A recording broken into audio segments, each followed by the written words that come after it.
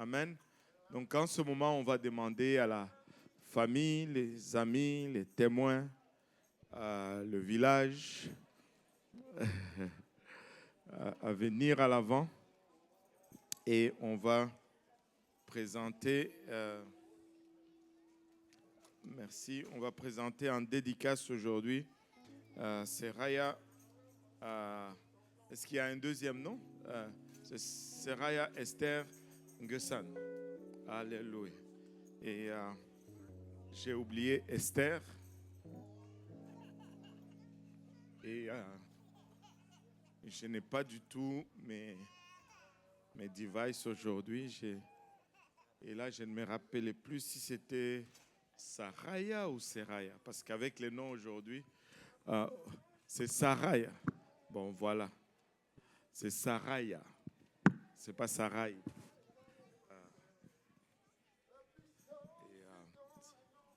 Ça fait quand même un truc. Ouais. Alléluia. Et j'ai demandé un peu à mes confrères. L'un dit c'est Saraya, l'autre dit c'est Seraya. Et puis bon, je me suis dit je vais juste le dire en anglais. Comme ça, je vais camoufler. Alléluia. Le Seigneur est bon, n'est-ce pas? Et c'est toujours un privilège et un honneur de faire la dédicace d'un bébé. Et quand il y a un bébé, il y a une famille. Quand il y a une famille, il y a une histoire. Bon, des fois, je me laisse un peu aller, je raconte les histoires. Et je me sens inspiré quand même. Ah là là, mais on me met des freins, on me menace. Alléluia. Mais je sais qu'en arrière de chaque mariage, il y a une histoire. Amen. Et bon, en arrière de Ange et de Kelly, il y a aussi une histoire. Amen. Je pense que Roche tient à ce que je raconte l'histoire. Parce qu'il accepte très violemment. Là. Mais bon, le Seigneur est bon. Amen. Ils sont bénis parce que le temps est déjà avancé. Mais, aïe, aïe, aïe. Mais c'est un privilège et un honneur que de faire la dédicace de Saraya aujourd'hui. Et leur troisième enfant. Et j'ose croire que ce n'est pas la dernière.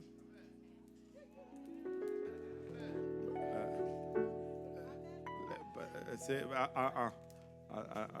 en accord avec la parole de Dieu. En accord avec la parole de Dieu qui dit « Remplissez la terre et la sujettissez. » Alléluia. Et la première des choses que je vais dire que vous allez constater, c'est que nous n'allons pas baptiser Saraya Esther aujourd'hui. Et nous allons plutôt la présenter en dédicace. Et il y a une raison pourquoi nous ne la baptisons pas, c'est que la Bible requiert deux choses avant le baptême. La première chose qui est requise, c'est la repentance. Actes chapitre 2, non, qu'est-ce que je dis? C'est la croyance déjà, en partant. La croyance est la première chose qui est requise avant un baptême. Parce que la Bible nous dit dans Marc 16, d'aller prêcher la bonne nouvelle à tout le monde. Celui qui croira et qui sera baptisé sera sauvé. Or, peu importe comment on peut le prêcher aujourd'hui, Saraya ne peut pas croire. Elle n'a pas encore cette faculté d'exercer la croyance. Et la deuxième chose, c'est la repentance qui est requise avant le baptême.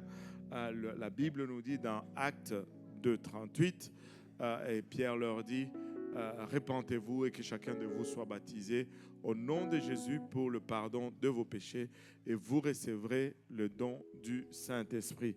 Donc peu importe comment on peut lui prêcher encore une fois aujourd'hui, Saraya ne peut pas à se repentir et n'a pas encore cette faculté, mais toutefois de la part de sa mère et de son père, à l'exemple de Anne dans l'Ancien Testament et de Marie dans le Nouveau Testament, nous pouvons la présenter en dédicace au Seigneur aujourd'hui.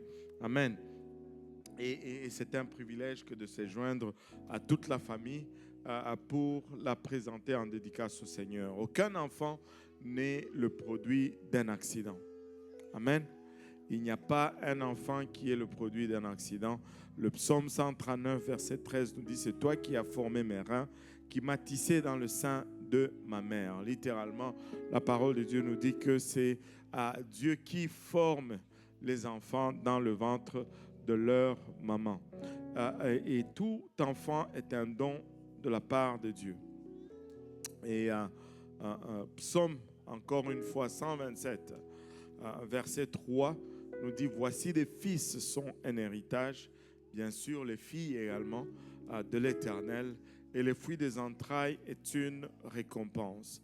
La Bible nous dit que c'est une récompense de la part de Dieu lorsqu'il nous donne des enfants. Mais comme il en est de tout don avec la parole de Dieu, tout don vient avec des responsabilités. Et nous allons rendre des comptes pour tout ce que Dieu nous a confié, aussi bien de nos propres vies et des vies de nos enfants qu'il nous a confiés. Vous savez, si tu peux, on prie toujours pour gagner une âme au Seigneur. Mais quand le Seigneur te donne un enfant, c'est une âme que tu peux gagner au Seigneur.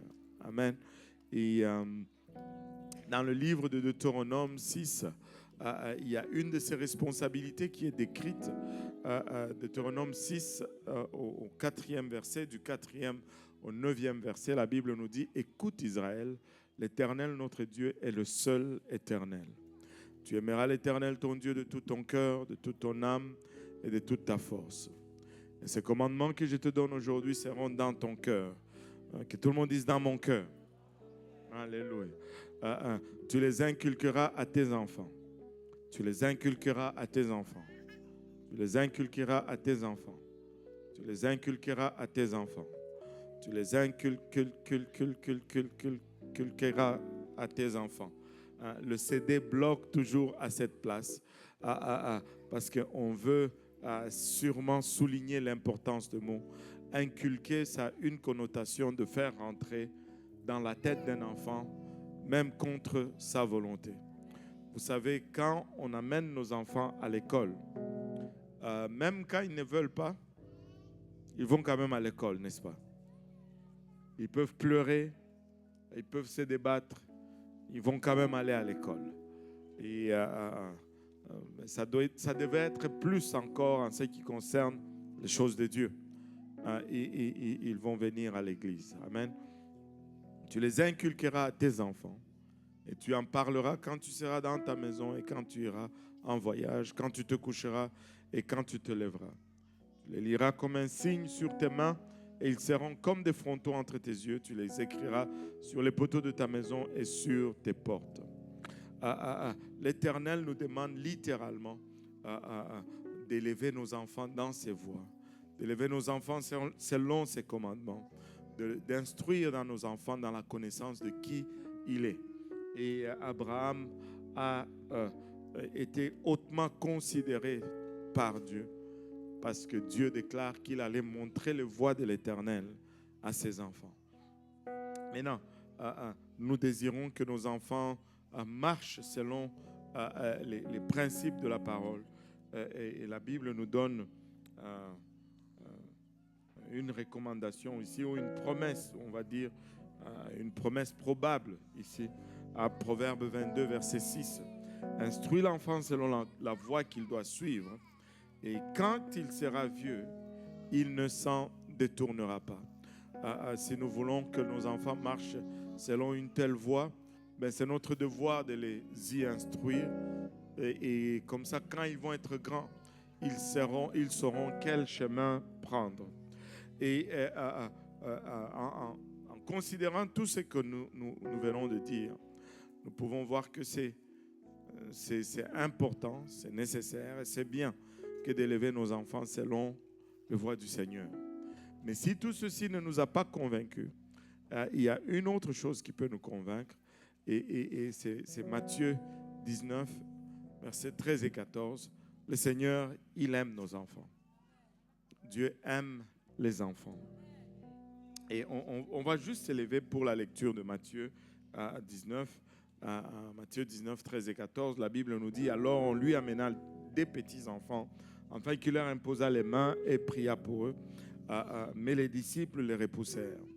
Le disciple était le cercle le plus restreint du Seigneur. Il voyait les occupations du Seigneur, tous les problèmes qu'il devait traiter, adresser. Ils se sont dit, sûrement, il est occupé avec tout ce qu'on lui amène. Il n'a pas le temps pour les enfants. Et très souvent, nous pouvons tomber dans ce même piège, pensant que le Seigneur n'a pas de temps pour nos enfants. Mais la réaction du Seigneur était très indicative. Et le verset 14 nous dit, et Jésus dit, laissez les petits enfants et ne les empêchez pas de venir à moi, car le royaume des cieux est pour ceux qui leur ressemblent. En d'autres termes, n'empêchez pas ce petit à venir vers moi. Et de toute façon, même vous-même les grands, si vous voulez venir à moi, vous devez être comme eux. Quelle leçon extraordinaire. Et certes, c'est un désir noble pour les parents que de vouloir les bénédictions de Dieu sur leurs enfants. Amen. Et c'est pourquoi nous les amenons pour être présentés en dédicace au Seigneur. Parce que nous désirons la protection et les bénédictions de Dieu sur nos enfants. Mais nous devons réaliser que nous sommes les canaux que Dieu va utiliser pour bénir ses enfants. Et conséquemment, nous devons nous aligner avec la parole de Dieu, de sorte que quand Dieu va vouloir bénir nos enfants, il va trouver le canal par lequel faire descendre ses bénédictions. Amen. Et maintenant, je vais demander à Kelly et à Ange, allez-vous vous engager à élever Saraya Esther selon les commandements du Seigneur. Alléluia. Alors c'est un honneur et un privilège pour moi que de les présenter en dédicace au Seigneur.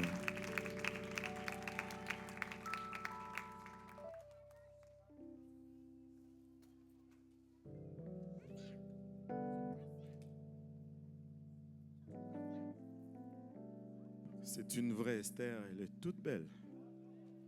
Là, elle me regarde. Alléluia. Alléluia. Avec inquisition. Je vais demander à mes collègues de prier pour la famille. Alors qu'on élève tous ensemble nos voix vers le Seigneur, prions pour Saraya Esther aujourd'hui. Père, nous te sommes infiniment reconnaissants, Papa, encore une fois pour le privilège de tenir une autre vie fragile dans nos bras, Seigneur. Alors que nous venons, Papa, nous venons par la foi, Seigneur, de la part des parents, Seigneur, prier, Papa, pour eux, pour nous tous ensemble d'abord, afin que nous puissions aligner nos vies à ta parole, Seigneur, et de servir d'exemple à Saraya Esther, Papa, alors qu'elle est en train de grandir, Seigneur. Aide-nous, Seigneur, à faire de sorte que nos maisons soient des lieux de prière, Seigneur, des lieux où on y entend, Papa, des incantations, Papa, élevées en ton nom, Seigneur Jésus-Christ. Père éternel, que les cantiques, les chants, qu'on y entend soient des louanges et des adorations en ton nom, Seigneur, afin que Sarah et Esther puissent avoir, Papa, un cadre propice dans lequel grandir, Seigneur. Père éternel, elle est encore trop jeune aujourd'hui pour comprendre les choses spirituelles, Seigneur. Papa, toutefois, je prie, Seigneur, que tu assignes un ange pour veiller sur elle, Seigneur. Protéger, Papa, ses sorties et ce retour, Seigneur. Que tu la gardes et que tu la protèges, Papa, contre toute maladie, toute embûche, tout accident, Seigneur. Il a bachata que tu la gardes, Papa, des enseignements, Papa, erronés, Papa, et de ce monde aujourd'hui, Seigneur. Que tu la préserves, Papa, des méchants, Seigneur, et de l'influence de ce monde, Papa. Je prie, Seigneur, qu'elle ne soit pas influencée par ce monde, mais plutôt qu'elle soit l'influence, Papa, il a bachata, qui va amener plusieurs autres, Papa, à toi, Seigneur. Papa, elle est trop jeune, Papa, encore une fois, pour comprendre tout ceci, Seigneur. Mais toutefois, je prie que tu la gardes encore et que tu la préserves, Seigneur. Alors qu'elle est en train de grandir, Père, je prie qu'elle puisse grandir dans la crainte de ton nom et dans l'amour de ta parole, Père. Et quand elle va arriver à l'âge de la compréhension, Seigneur, qu'elle puisse entendre l'évangile, Seigneur, qu'elle puisse y croire, y obéir, Papa, qu'elle se répande de ses péchés, Seigneur, et qu'elle se fasse baptiser au nom de Jésus-Christ pour le pardon de ses péchés, Père, et qu'elle reçoive le don du Saint-Esprit avec l'évidence de parler en langue, et qu'elle puisse mener une vie de sanctification, Seigneur, pas jusqu'à ce que tu vas revenir, ou jusqu'à ce qu'elle ira à ta rencontre, Père.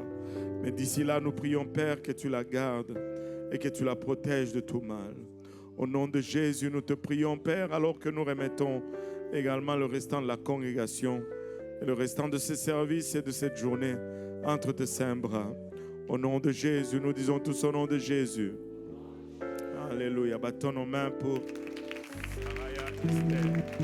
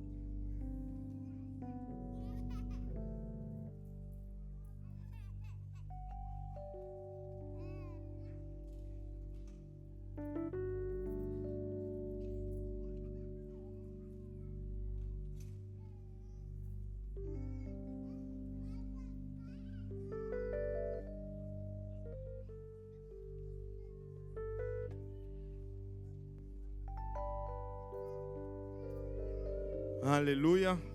Battons nos mains encore une fois pour le Seigneur. Et